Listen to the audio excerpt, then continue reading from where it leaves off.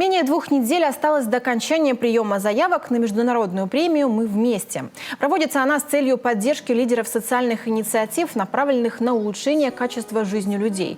К слову, премия – это трансформация давно известного всероссийского конкурса «Доброволец России». В этом году при содействии президента его концепцию изменили, что позволило привлечь к участию не только волонтеров и представителей НКО, но еще и журналистов, а также представителей сферы бизнеса. Конкурсные условия в целом остались те же. Участникам необходимо представить действующий социально значимый проект, который уже принес результат. Заявки принимаются на сайте премия.мывместе.рф. Победители получат денежные гранты до 2,5 миллионов рублей, национальное признание, рекламу на площадках Рунета, участие в профессиональных стажировках и многие другие приятные бонусы.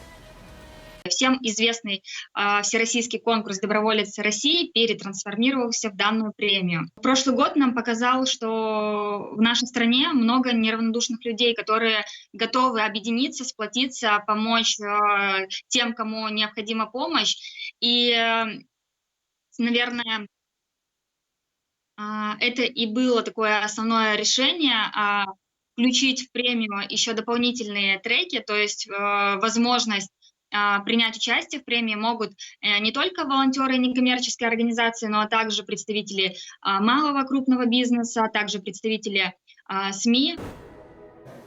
Прием заявок продлится до 5 июля. Далее до сентября пройдут полуфиналы, после которых в процессе голосования определятся финалисты.